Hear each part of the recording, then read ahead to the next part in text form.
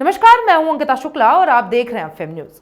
असम के नगांव जिले का एक छोटा सा गांव कैवर्ता, यहां आबादी है करीब 22,000 लोगों की। लेकिन सबसे चौंकाने वाली बात यह है कि इस गांव में 44% लोगों के शरीर में सिर्फ एक ही किडनी बची हुई है। यह कोई मेडिकल चमत्कार नहीं है, बल्कि गरीबी और दलालों की साजिश की डरावनी कहानी है।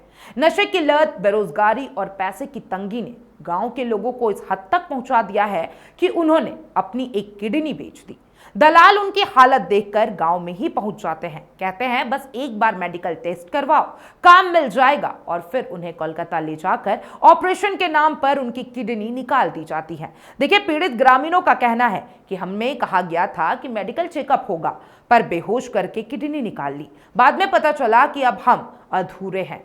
अब पुलिस ने इस अवैध किडनी रैकेट का भंडाफोड़ कर दिया है।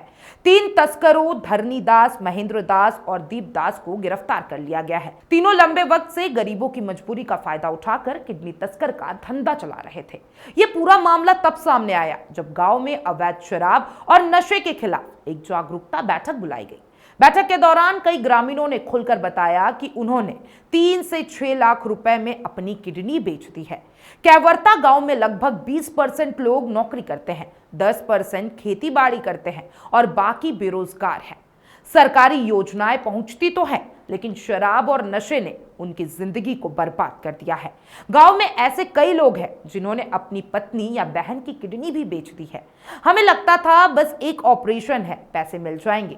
अब हालात ये है कि कोई काम नहीं कर सकता है।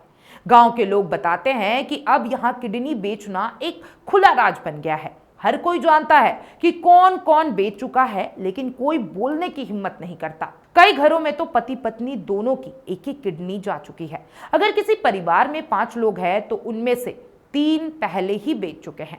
एक ग्रामीण ने बताया कि जब गांव की कुछ महिलाएं ससुराल छोड़कर मायके चली गई तो ऐसे अकेले पड़े पुरुष को दलालों ने फंसाया। उन्हें रोजगार और कमीशन का लालच दिया गया और धीरे धीरे वे इस गंदे धंधे में फंसते नजर आए। यह मामला नया नहीं है। 2020 में लॉकडाउन के दौरान भी असम के मोरीगांव जिले के दक्षिण धरमतुल में ऐसा ही अंग व्यापार रैकेट पकड़ा गया था। उस वक्त 20 करीब लोगों की किडनी निकाली गई थी और गुवाहाटी की एक महिला लिलीमाई बार को सरगना बताया गया था।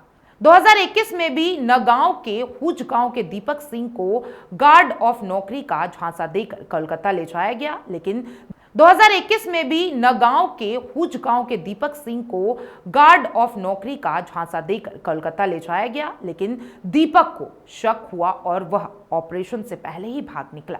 अब हालात यह है कि गांव का हर दूसरा इंसान बीमार या कमजोर है। लोगों में काम करने की ताकत नहीं बची है। डॉक्टरों के मुताबिक कई ग्रामीण अब जीवन भर दवाओं पर निर्भर रहेंगे। गांव के मुखिया के मुताबिक यह सिर्फ गरीबी नहीं बल्कि नशे, बेरोजगारी और लालच का नतीजा है। उन्होंने कहा कि हमारा गांव धीरे धीरे विकलांग समाज में बदल रहा है। एक तरफ सरकारी योजनाओं की बातें होती हैं, रोजगार, शिक्षा और विकास की, लेकिन हकीकत यह है कि असम के इस गांव में आज भी लोग अपनी किडनी बेचकर जिंदा रहने की कोशिश कर रहे हैं। कैवर्ता गांव की कहानी किसी फिल्म की कहानी नहीं, बल्कि एक ऐसी सच्चाई की दास्तां है जहां मजबूरी ने इंसान को इंसान से दूर कर दिया है।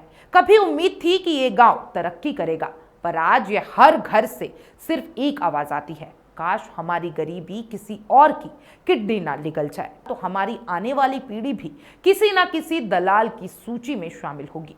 एक गांव जहां हर मुस्कान के पीछे एक किडनी की कीमत छुपी हुई है। आप क्या सोचते हैं कैवर्ता गांव के बारे में? क्या ये सही हुआ है? क्या सरकार को इस पे एक्शन लेना चाहिए? और अगर एक्शन लेना चाहिए तो वह एक्शन क्या होना चाहिए? मुझे कमेंट बॉक्स में अपनी राय जरूर दीजिएगा और तमाम इस अपडेट्स के लिए एफएम न्यूज के साथ बने रहें।